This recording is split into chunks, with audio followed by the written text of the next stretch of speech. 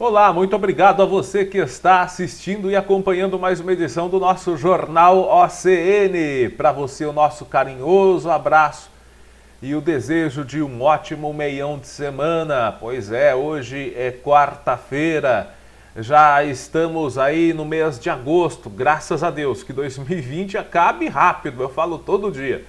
E que imediatamente comece aí um novo ciclo com boas notícias, com boas informações.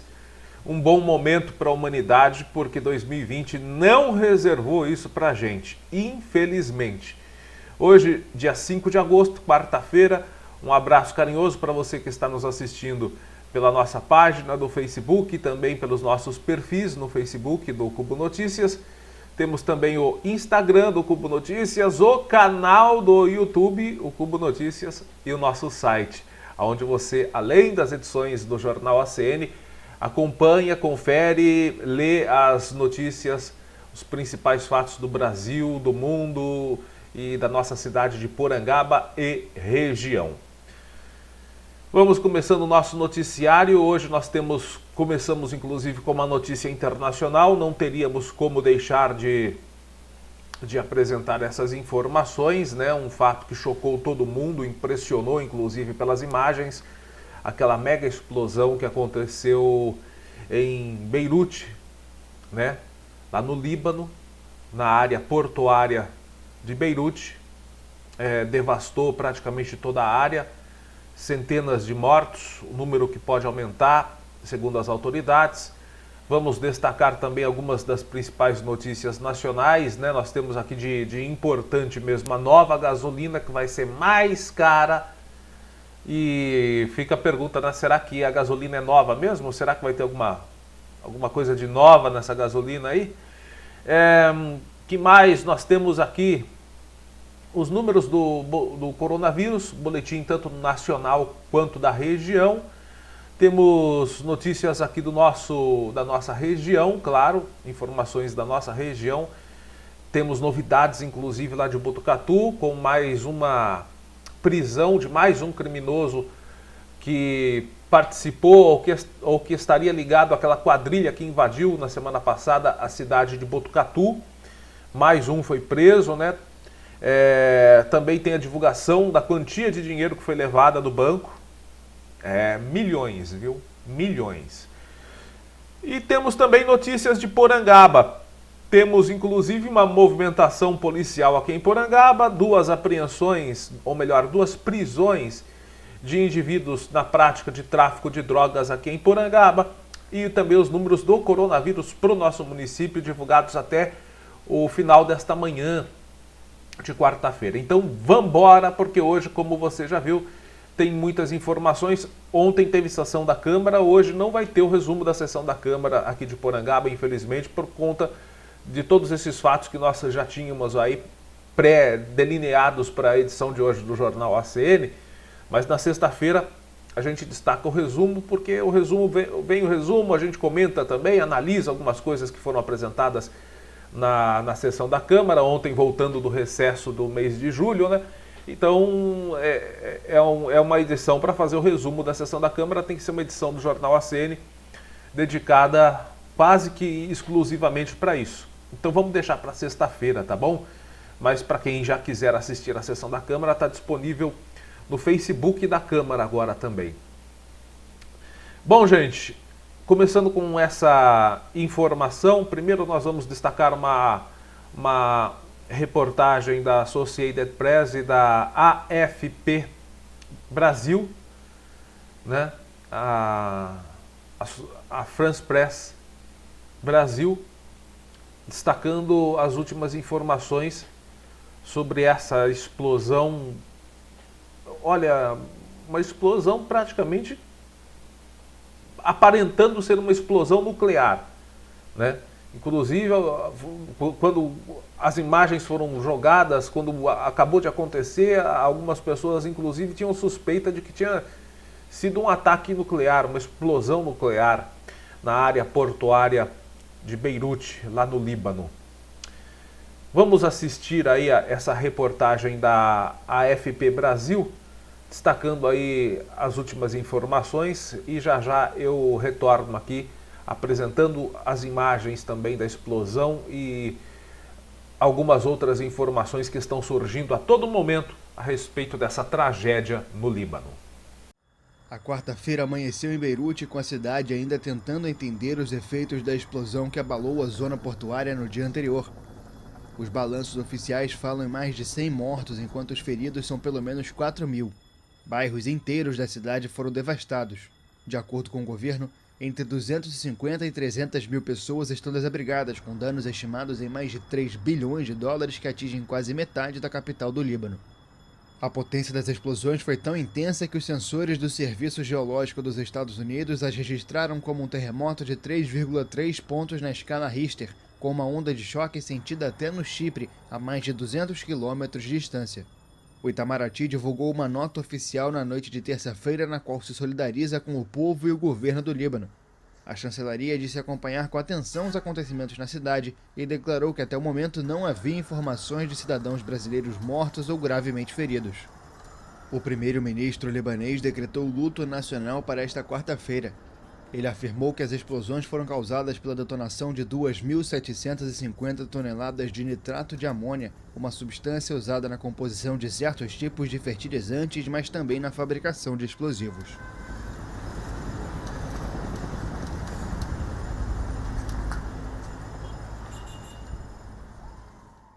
Pois bem, pessoal, nós vamos destacar aqui algumas notícias a respeito dessa tragédia e você fica aí com algumas imagens, é um compilado de imagens mostrando o momento da explosão de diversos ângulos e também imagens do local após a explosão, são imagens razoavelmente fortes, né? Equipes de resgate estão buscando agora, nessa quarta-feira, né, durante toda essa quarta-feira, desaparecidos após essa mega explosão que devastou a área portuária de Beirute, capital do Líbano. A tragédia de ontem, terça-feira, deixou ao menos 100 mortos. O número pode ultrapassar porque, segundo as autoridades da Cruz Vermelha, ainda existem cerca de 100 pessoas desaparecidas sobre os escombros. 4.000 feridos, segundo estimativas da Cruz Vermelha libanesa. Hoje, ainda há fumaça saindo do local da explosão, segundo a Associated Press. As principais ruas do centro da cidade amanheceram cheias de escombros, com as fachadas dos edifícios destruídas e veículos completamente danificados. Imagens de drones mostram que a explosão atingiu silos de trigo que ficavam no porto. Estimativas iniciais indicam que cerca de 85% dos grãos, que são majoritariamente importados, inclusive uma certa quantidade importada do Brasil, né, estava armazenados, essa quantidade de trigo também armazenada nos armazéns que foram completamente destruídos. A suspeita é que essa explosão tenha partido de um armazém que guardava nitrato de amônia. É um tipo de fertilizante com grande potencial explosivo quando exposto a altas temperaturas e essa substância também é utilizada na fabricação de bombas. O presidente Michel Aoun disse ontem à noite que é inaceitável que 2.750 toneladas de nitrato de amônia fossem armazenadas por 6 anos num depósito sem a segurança necessária. É isso mesmo, pessoal. 2.750 toneladas de nitrato de amônia foram responsáveis por essa mega explosão. É uma substância altamente tóxica, inflamável, utilizada em fertilizantes e também na fabricação de arsenal bélico. Estava, segundo o presidente Michel Aoun, há 6 anos essa substância depositada nesse armazém. Apesar de o país já ter sido alvo de terroristas e viver período de instabilidade política, não há nenhuma evidência de que se trate de um atentado terrorista. Gente, as imagens das explosões, você assistiu com a gente aí, são fortíssimas. Tem aquela onda de choque, que é aquela bola de fumaça branca, que faz, inclusive, se você reparar em algumas imagens, voltar ao vídeo e reparar em algumas imagens, as nuvens que estão no céu depois da explosão se afastam. Isso que fez muitas pessoas pensarem em se tratar de uma explosão nuclear, aquele cogumelo, né? Aquela fumaça branca que subiu afastando as nuvens do céu.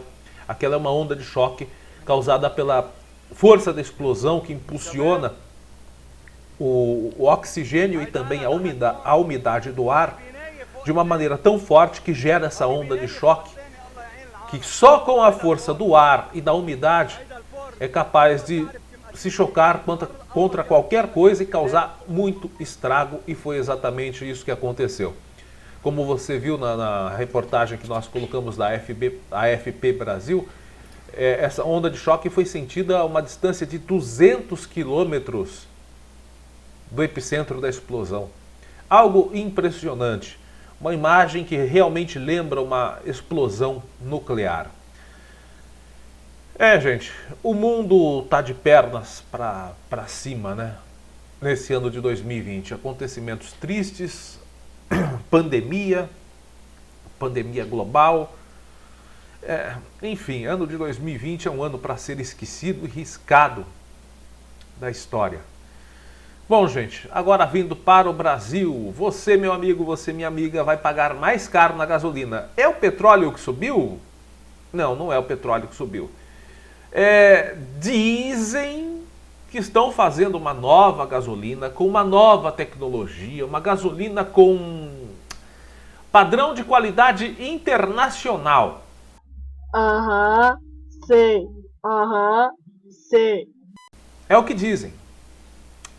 Sei lá se a gente acredita, se não acredita, não sei. Será que essa gasolina vai ser realmente diferente da gasolina que utilizamos até hoje? Será? Não sei. Quem prova? O que prova? A nova gasolina que estreou nessa segunda-feira, deve ser cerca de 6 centavos mais cara o litro, segundo o governo. Tudo que vem de novo pinta no lombo do povo, para não falar em outra coisa. Isso significa um aumento de 1,5% em comparação com o preço médio, que é de R$ 4,14,04. Técnicos independentes avaliam que o novo combustível é melhor e rende até 6% mais. Será? Quer dizer que você vai gastar menos no final das contas? Não. Depende, existem muitos fatores. Primeiro, esses fatores são médios. Você pode pagar essa gasolina mais cara ou mais barata. Você já pode estar gastando mais porque abastece com um combustível de qualidade e não vai sentir grande diferença no rendimento e no preço. De qualquer forma, uma simulação com carros 1.0 mostra que hoje, com R$ 100 ele roda 335 quilômetros dentro da cidade. A nova gasolina, com os mesmos R$ 100, rodaria 350 quilômetros, 349,9 quilômetros em números exatos pela pesquisa. Segundo o secretário do Petróleo, Gás Natural e Biocombustíveis, a SPG, do Ministério de Minas e Energia, José Mauro Ferreira, o preço pode subir até 6 centavos o litro, em média, nas bombas. Se a estimativa se confirmar, fique muito atento à condicionante, se a estimativa se confirmar, o aumento deve ser aproximadamente 1,5%. Por outro lado, o secretário estima que o consumo médio nos veículos vai cair de 3% a 5%. Aí vem a pergunta, será? Vamos aguardar, só tem um jeito de aguardar, né? Em pleno momento de pandemia, de crise econômica, se inventa de fazer uma nova gasolina mais cara para a população brasileira. E tem que se fuder, acabou. Acabou, porra. É a minha ideia. Parabéns aos envolvidos nessa bela ideia. Tiveram todo o tempo do mundo para desenvolver essa gasolina mais cara, Não, vamos fazer agora, no período de crise econômica, né? Onde todo mundo está em crise. Não, agora, no período de crise, é que tem a gasolina mais cara. Ah, e o Paulo Guedes, inclusive o ministro da Fazenda, está querendo fazer a reforma tributária aumentando o número de impostos, na realidade não, o valor dos impostos. Ah, sim, aumentando o número também, já que ele quer recriar a CPMF. Também, num ano de pandemia, num ano de crise econômica, da onde que vai sair o dinheiro? Do governo? Não, do bolso do povo. Legal, né? Quando o ministro da Economia não tem ideia do que fazer, o que ele faz? Ele aumenta os impostos. Né? Tem coisa mais fácil do que isso? O que eu vou fazer para arrumar a economia? Vou aumentar os impostos, tirar mais dinheiro do povo. Né? É mais prático, é mais fácil. Bom, gente, vamos agora aos números do coronavírus no Brasil e na nossa região. Primeiro nós começamos com os números do Brasil. Segundo o levantamento do consórcio de veículos de imprensa a partir de dados das secretarias estaduais de saúde de todo o Brasil, os números de hoje, às 8 horas da manhã, trazem o seguinte número: 96.113 mortes confirmadas desde o começo da pandemia. 96.113. Casos confirmados: 2.809.321 casos confirmados. Temos aí mais de 1.910.000 casos curados. 1.910.000 casos curados. Bom, hoje de manhã tiveram atualização dados das secretarias estaduais de Goiás e Roraima. Goiás e Roraima são dois estados aí que também estão enfrentando um problema bem complicado. O pico da pandemia lá em Goiás e lá em Roraima está crescente. Então esses dois estados aí tiveram atualizações de números de ontem para hoje. Portanto, hoje, às 8 horas da manhã, número oficial de mortos, 96.113. Para a nossa região, os números. Tatuí está complicado demais, hein? A sorte é que pela proporcionalidade de número de casos registrados, a taxa de mortalidade não está tão alta. Mas ainda assim é trágico. São 38 famílias que perderam entes queridos. 38 pessoas mortas em Tatuí, com 122 mil casos registrados. Itapetininga tem praticamente a metade e um número de mortes parecido. 31 mortes em Itapetininga, com 662 contagiados. Boituva, 498 casos com 14 mortes. Capão Bonito, 439 com 18 mortes. Tietê, 253 com 8 mortes. Itapeva, 234 com 6 mortes. Guareí, 225 com 2 mortes. Serquilho, 212 com 10 mortes. São Miguel Arcanjo, 209 com 10 mortes. Angatuba, 196 com 3 mortes. Pilar do Sul, 136 com 2 mortes. Buri, 132 com 7 mortes. Tapiraí, 122 com 1 morte. Tararé, 120 com 4 mortes. Ribeirão Branco, 104 com 3 mortes. Campina do Monte Alegre, 85 casos com 1 morte. Pequena cidade de Campina do Monte Alegre, com 85 casos. Ribeirão Grande, 70 com 1 morte. Guapiara, 63 com 7 mortes. Cesário Lange, 62 com 4 mortes. Itaberá, 54 com 1 morte. Bernardino de Campos tem 53 casos com 3 mortes. Alambari, 37 casos, 100 mortes lá em Anambari, nenhuma morte, 0 de óbito lá, graças a Deus. Sarapuí tem 28 casos com 1 morte. Jumirim, 23 casos. Taquarivaí, 13. Riversul, 9 com 1 morte. Quadra, 6 casos. Nova Campina também com 6. Timburi, 4. Bom Sucesso do Itararé, 3. E o município de Óleo, com 1 caso. Avaré tem 227 casos com 12 mortes. Laranjal Paulista, 276 com 5 mortes. Piraju, 174 com 4 mortes. Conchas, registrando aumento de casos também essa semana. 138 casos com 5 mortes. Itaporanga, 88 casos com 2 mortes. Cerqueira César, 77 com 3 mortes. Taquarituba, 71 com 2 mortes. Paranapanema, 69 com 1 morte. Taguaí, 67 com 1 morte.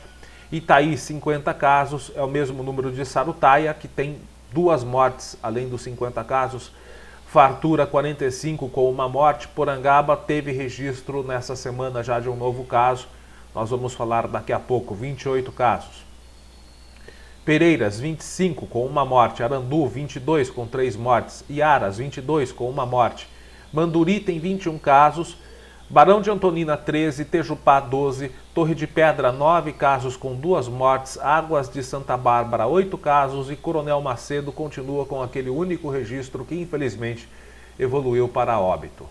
Esses são os números da nossa região. E daqui a pouco nós vamos destacar para você os números aqui de Porangaba, né? Através do boletim que foi divulgado pela Prefeitura. São os últimos números divulgados até o final dessa manhã. Ok, gente? Bom, vamos com as informações aqui da nossa região. Apesar de algumas pessoas não terem gostado da publicação, a realidade é uma só. Quem duvida, vá lá no portal da Transparência da Controladoria Geral da União e pesquise. Tem gente falando inclusive assim, mas tem outras pessoas praticando irregularidade. Genial a sua linha de defesa. É muita inteligência. Puxa saco. Genial. Então vamos fazer o seguinte, no Brasil inteiro tem gente que mata, tem gente que rouba, tem gente que pratica latrocínio, tem gente que pratica estupro. Vamos todo mundo fazer isso. Porque se tem gente fazendo coisa errada, a gente pode fazer também. É verdade. Quer dizer, às vezes não. Gênio. Gênia. Essa é a sua linha de defesa? Parabéns. Genialidade. Absoluta. Na semana retrasada nós divulgamos aqui o caso, né, de uma esposa de um presidente da Câmara aqui da nossa região. Está lá no nosso site. Esposa do presidente da Câmara de Conchas, recebendo auxílio emergencial. Quando nós divulgamos isso, nós recebemos também de alguns moradores da cidade de Quadra a informação de que algumas pessoas ligadas ao poder público de Quadra estariam recebendo, supostamente de maneira ilegal, vale frisar supostamente, porque vai caber aí saber se alguém vai querer denunciar e tocar isso adiante para saber se esse recebimento é lícito ou não. Não cabe a nós julgarmos, mas nós colocamos a informação, tornamos público o que já é público. E teve gente que não gostou. Sobre a alegação de que, se tem mais gente praticando irregularidade. Então tudo bem, se tem mais gente praticando, pode, né? Gênio. Eu não me dou nem ao trabalho de responder esse tipo de argumentação, de tão idiota que é. Bom, vamos lá. O Cubo Notícias recebeu a informação de que os nomes da primeira-dama e de cônjuges de secretários municipais de Quadra estão na lista de beneficiários do auxílio emergencial destinado a trabalhadores informais, microempreendedores individuais, que são os MEIs, autônomos, desempregados e beneficiários do Bolsa Família. E tem por objetivo fornecer proteção emergencial a pessoas de baixa renda ou de baixa ou nenhuma renda, no período de enfrentamento à crise causada pela pandemia do coronavírus, o Covid-19. Constam no rol de beneficiários do auxílio emergencial. Vou colocar a imagem lá do site da Controladoria Geral da União, do portal da Transparência, mostrando o nome da senhora Fernanda da Silva, primeira-dama de Quadra. Ela é presidente do Fundo Social de Solidariedade. Está lá no site da Prefeitura, inclusive essa informação é pública, né? Na pesquisa realizada no portal da Transparência da CGU, consta que ela está inscrita para receber parcela no valor de R$ 1.200. Ou seja, esse valor destinado a mulheres que mantém os lares sozinhas, ou seja, as mães solteiras, está sendo paga a uma pessoa que tem um cargo de secretaria na prefeitura e que é uma pessoa que tem relacionamento estável com o prefeito, Luiz Carlos Pereira, né? Ele é empresário na cidade, também recebe da prefeitura o subsídio de R$10.000 pelo cargo, né? A primeira-dama está cadastrada mesmo assim para receber R$1.200 por parcela do benefício, ou seja, uma parcela paga a mães solteiras. Vale destacar, há a possibilidade de alguém ter usado o CPF, os dados dela para fazer o cadastro? Há essa possibilidade. Tudo isso tem que ser investigado. Mas nós tornamos público o fato de que o nome dela está lá. Se está irregular e ela tem a intenção de... Se alguém fez no nome dela e ela tem a intenção de tentar consertar as coisas, de descobrir o que foi feito de errado usando os dados dela, tanto o prefeito quanto a primeira-dama tem que agradecerem, e também os aliados dele, do prefeito, tem que agradecerem o jornal e não ficar criticando como estão fazendo por aí, dizendo que tem cunho político. Ah, sim, eu estou super interessado nas eleições de quadra. Nossa! Me dão licença, eu vou cagar.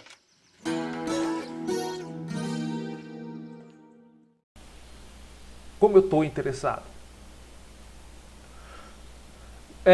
Então, se fizeram de maneira irregular esse cadastro no nome deles, dessas pessoas citadas, eles têm que agradecer e procurar resolver, investigar quem foi que fez, por que fez, né? Agora, parece que estão criticando tanto, e isso dá a entender que algumas pessoas ficaram incomodadas. É mesmo? Foda-se. Em ter divulgado essa informação. Se fosse uma inscrição irregular, eu acho que não teriam ficado incomodadas. Eu acho que procurariam até agradecer o site para, olha, obrigado por divulgar, vamos checar o que está acontecendo, vamos ver quem foi que fez esse cadastro. Mas enfim, tudo isso tem que ser averiguado lá por eles lá, né? As informações, o nosso papel é divulgar as informações, apenas isso. Bom, vamos lá. Outra que recebe o benefício de R$ 1.200 destinado a mães solteiras é a Andréia Rodrigues dos Santos, esposa do secretário de Saúde, senhor Urias Miguel Gomes. O casal vive em união estável, tem uma filha e tem como renda familiar o subsídio do secretário no valor de R$ 4.500. Ela também recebe uma bolsa estágio da prefeitura no valor de R$ 670. Nas redes sociais, tanto a primeira-dama quanto a esposa do secretário, né, elas se descrevem como casadas, portanto não poderiam receber o benefício destinado a mães solteiras. Também consta na lista dos beneficiários o nome do senhor Amauri Sérgio Teles de Paula, marido da secretária do Trabalho e do Desenvolvimento Social, Raquel Pereira de Paula. Seu benefício é de parcelas de R$ 600.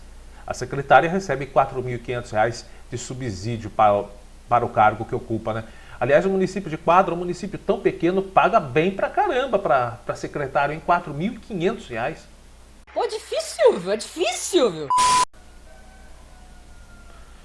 Vale lembrar, para conhecimento de todos, né, que para receber o auxílio emergencial, o solicitante deve ter renda de até R$ 552,50 por pessoa da família, ou renda familiar total de R$ 3.135. O benefício de R$ 600 por mês vem sendo pago desde abril pelo governo como forma de socorrer principalmente trabalhadores informais que ficaram sem renda, microempreendedores individuais, desempregados e integrantes do programa Bolsa Família.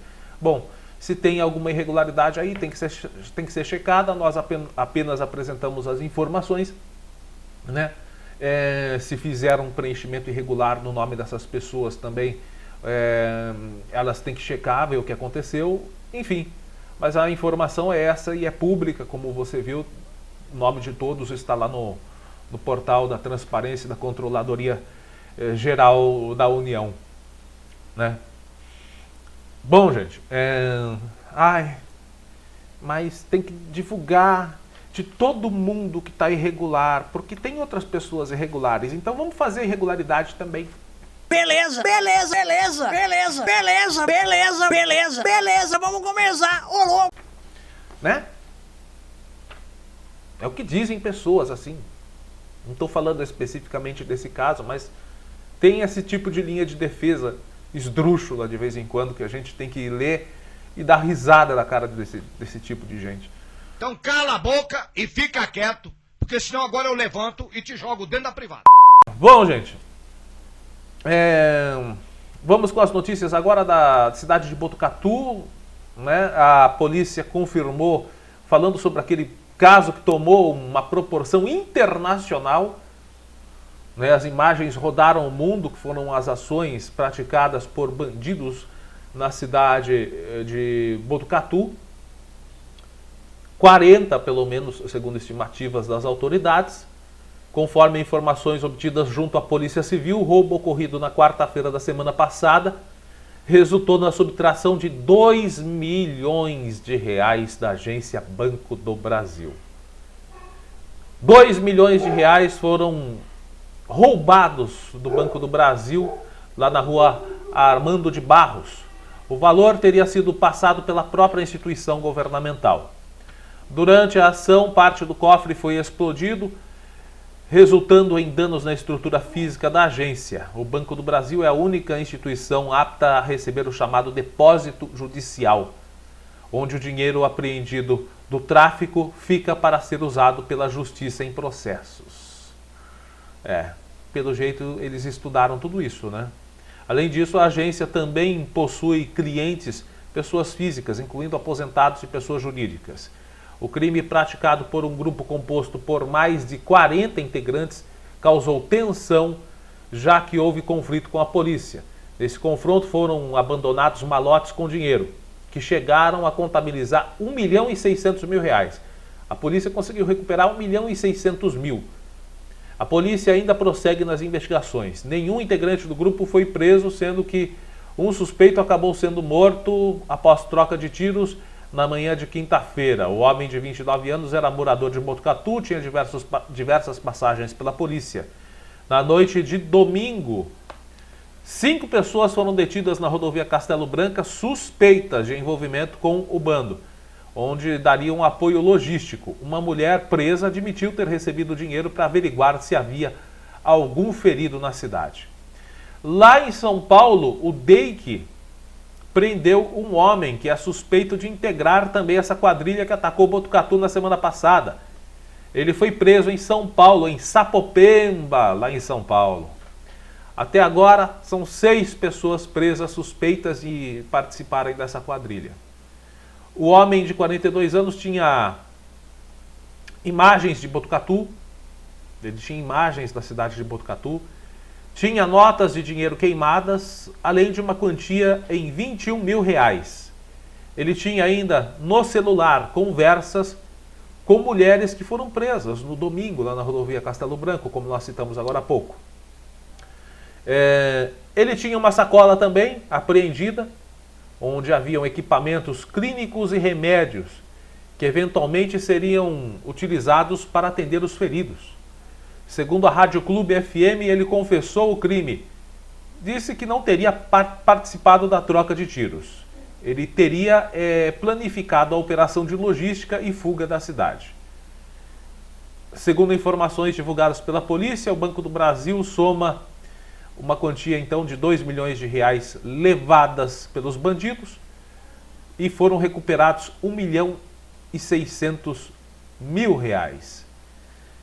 Gente, esse roubo deu o que falar em todo o Brasil e em todo o mundo. As imagens circularam os 4 cantos do mundo, os 4 cantos do Brasil, numa ação orquestrada. Até o momento parece que sem precedentes, né? Porque 40 bandidos invadirem uma cidade é muita coisa. Bom, gente, vamos agora para o nosso noticiário de Porangaba. E hoje tem notícias policiais aqui da nossa cidade de Porangaba. Bom, gente, primeiro caso que aconteceu envolvendo tráfico de drogas aqui em Porangaba, prisão, né, de ambos os elementos na prática do tráfico. A primeira aconteceu, tive acesso recentemente ao boletim de ocorrência, pegando aqui, no dia 31, sexta-feira. Primeiro caso foi dia 31, sexta-feira. Né, foi de um homem que estava praticando tráfico de drogas no bairro da Serrinha. Nem na zona rural, mas, né, se tem sossego. A gente não pode dar o nome completo em decorrência dessa nova lei de abuso de autoridade que começou a vigorar desde o dia 3 de janeiro deste ano. Vamos dar os parabéns a essa lei, ao ex-ministro da Justiça Sérgio Moro e ao presidente Jair Bolsonaro. Né? Vamos parabenizá-los por essa lei. Que maravilha.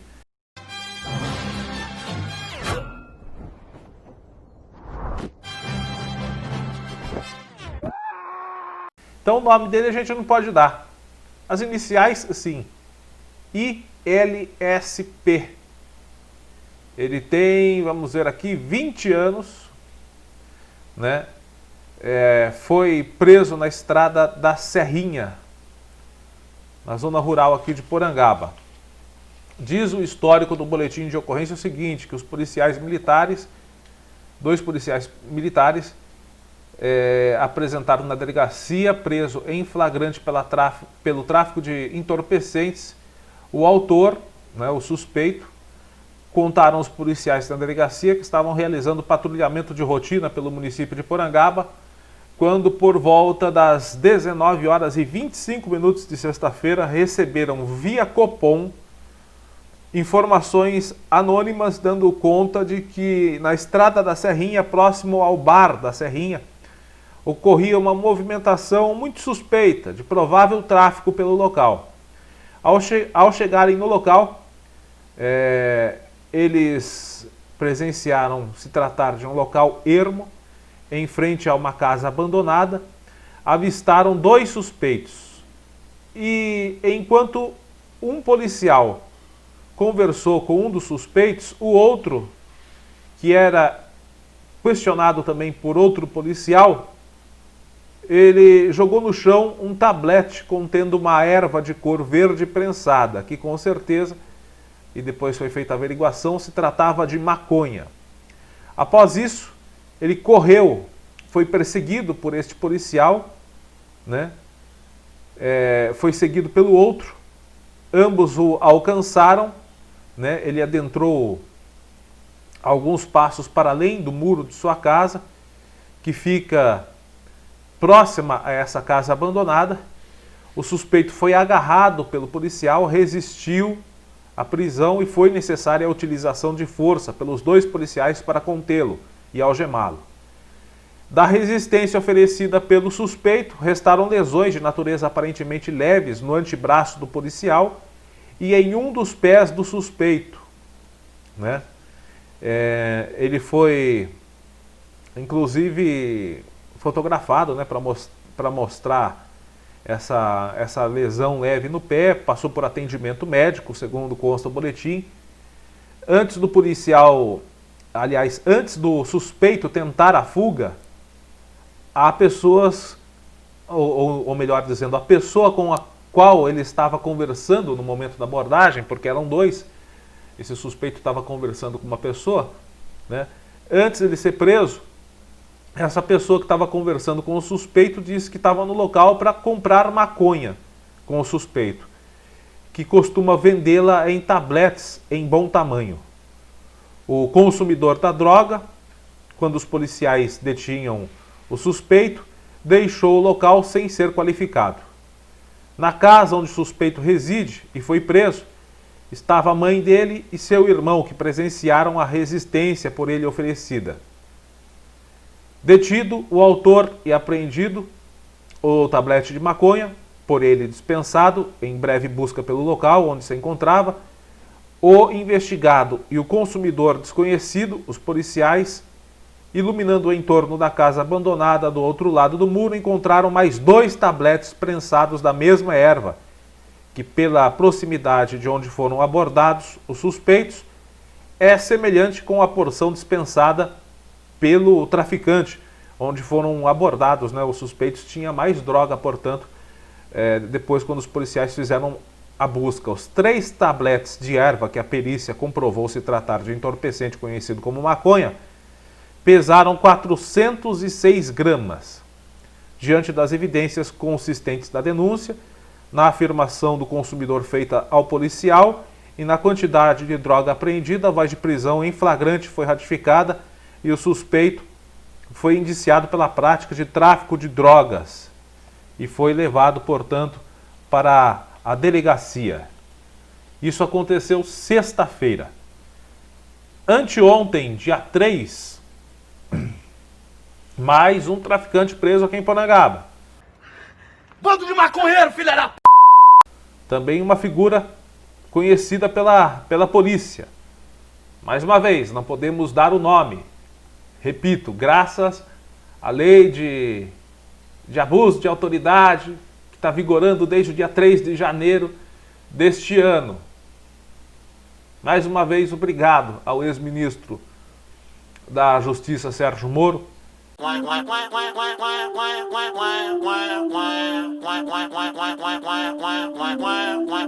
e ao atual presidente Jair Bolsonaro por essa maravilhosa lei. Mais uma vez, obrigado a eles. O indiciado, as iniciais do nome dele, a gente pode dar IMS, 29 anos. Foi preso na noite também, sempre à noite, né?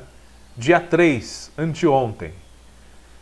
Compareceram na delegacia os 2 policiais militares, destacamento da PM de Porangaba, narrando que efetuaram patrulhamento preventivo ostensivo pela rua José Correia Filho, das proximidades de uma praça, num ponto conhecido como tráfico de drogas. É um ponto na Vila São Francisco de Assis, na praça da Vila São Francisco de Assis. Eles avistaram um indivíduo conhecido nos meios policiais pela traficância, e ele estava abaixado perto da via pública, levantou-se em direção à viatura e, ao ver o veículo oficial, ficou assustado e mudou o rumo em sentido contrário.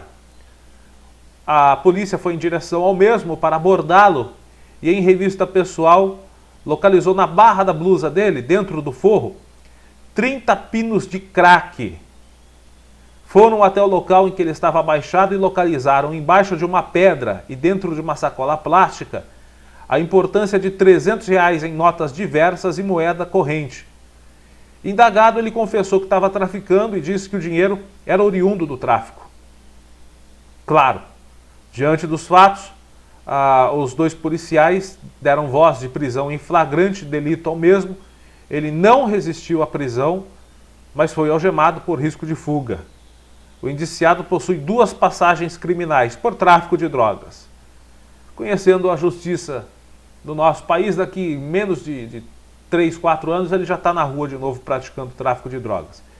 Havendo prova, autoria em material delitiva pelo encontro da substância entorpecente em poder do indiciado para fins de tráfico e também o dinheiro oriundo da traficância, foi ratificada a prisão em flagrante pela prática do crime capitulado no artigo 33 da Lei 11.343/06. Está aí, portanto, gente, 2 prisões por tráfico. Uma aconteceu no bairro da Serrinha, dia 31 às 19h30, sexta-feira, e a outra aconteceu na praça da Vila São Francisco de Assis, às 11 horas da noite, às 23 horas. Ambos foram presos. No primeiro caso, né, lá no bairro da Serrinha, o infrator resistiu à prisão, inclusive, né, deu trabalho aos 2 policiais que realizaram a ação. Gente, e como eu disse, a justiça brasileira, infelizmente, tem penas muito brandas. Ambos os presos que nós citamos aqui, ambos os casos, são indivíduos conhecidos nos meios policiais. Se não me engano, já até quando a gente podia divulgar o nome, antes dessa lei de abuso de autoridade, a gente até tinha divulgado já crimes desses indivíduos. De um deles, pelo menos. Lá do bairro da Serrinha a gente já tinha escrito sobre prática de crime dele. Pois é, e estava solto já, praticando tráfico de drogas. E vamos ver como é que vai ficar a sentença a qual eles deverão cumprir, né, por tráfico de drogas.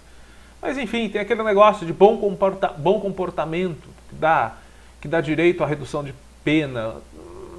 Mas dentro da cadeia todo mundo tem bom comportamento, né? Todo mundo tem bom comportamento dentro da cadeia. Enfim.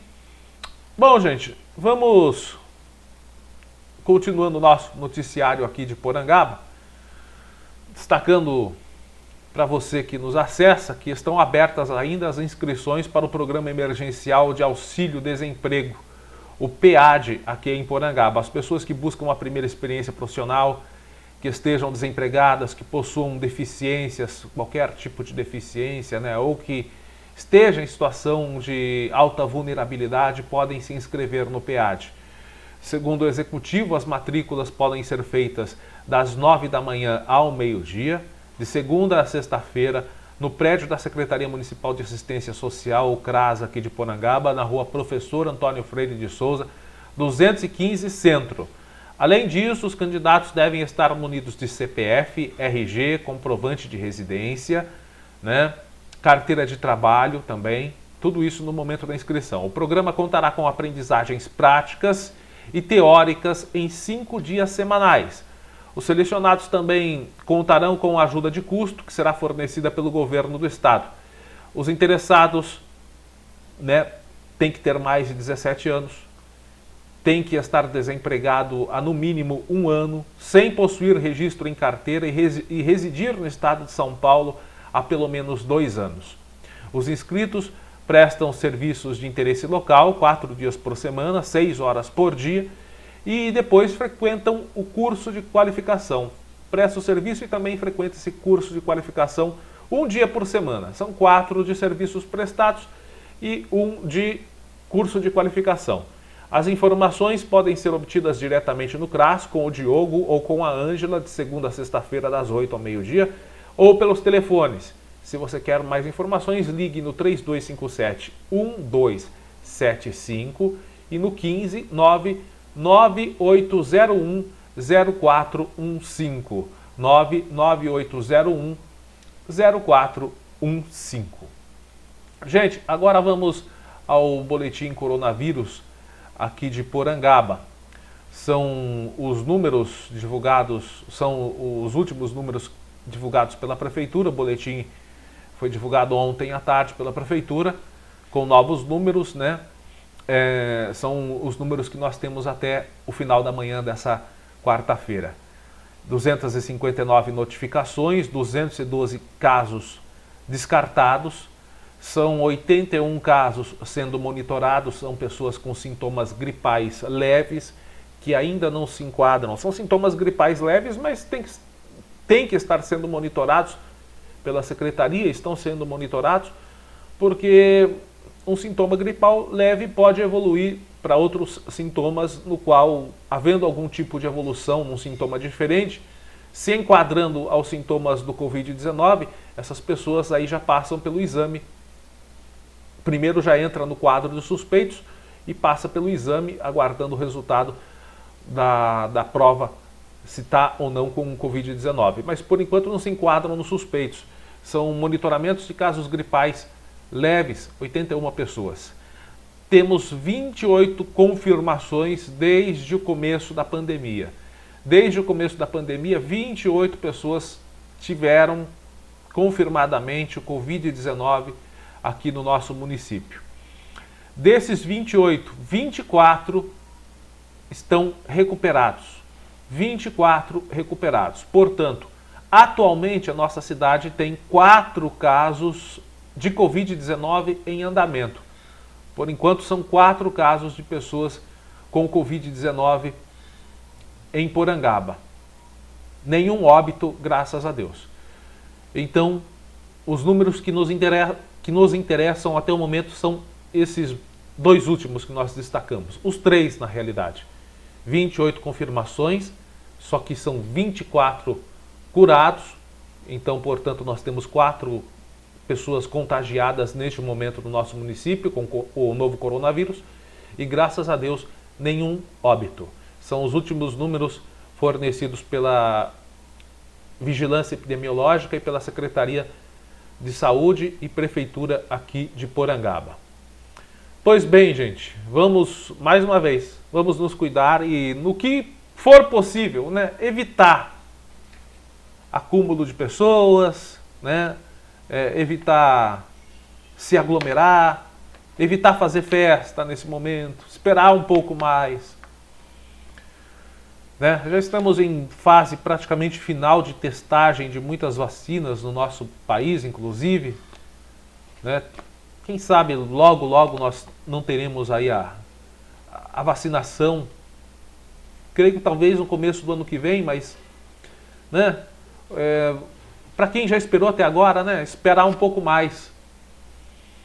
Usar máscara, manter um distanciamento aí de 1,5 m, 2 metros das pessoas, álcool gel, enfim, tudo aquilo que já está todo mundo até cansado, não aguenta mais ouvir falar, mas que até o momento são as únicas medidas eficazes para evitar o contágio dessa doença. São as únicas e é por isso que a gente bate na mesma tecla para que as pessoas adotem, as que ainda não adotaram, adotem essas práticas simples, porém eficazes. Né? O nosso interesse é que você se proteja. Às vezes a gente vem aqui dar um puxão de orelha, fala, as pessoas estão abusando. As pessoas estão abusando, a gente dá aquele puxão de orelha, mas vamos fazer de conta aqui que o Jornal OCN é aquele paizão que gosta de você que nos acompanha, que ama você que nos acompanha. Né? Relacionamento entre pai e filho tem disso.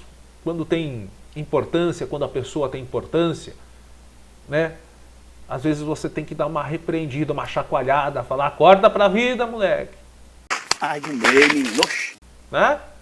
Então, às vezes a gente dá uma bronquinha assim, sim, né? Tem que dar uma chamada de atenção, mas é porque nos importamos com você. Se cuide, preserve a sua saúde. O Covid-19 está em expansão, estamos no pico da pandemia ainda. Em alguns estados, como o estado de São Paulo, tá controlado, mas não quer dizer que está diminuindo. Está controlado porque ainda mantém o número de contágios, infelizmente o número de mortos não está subindo, mas está se mantendo. O que eles chamam de controle é se manter, está se mantendo. O problema é que está se mantendo num número muito alto, num pico, num platô, que é o que o Ministério da Saúde chama, num platô muito alto. É por isso que fala, se mantém, está se mantendo. Está se mantendo, mas no platô muito alto, no número muito alto.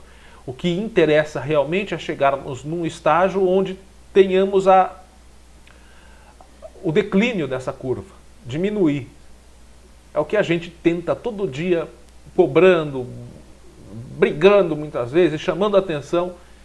É o que a gente quer, né? Ter essa diminuição no número de casos. E só para constar, desde a semana passada, o governo do estado de São Paulo mantém a nossa região, que é administrada pela DRS de Bauru, também a DRS de Sorocaba. Estamos nos mantendo ainda na fase laranja do Plano São Paulo, com a flexibilização do comércio.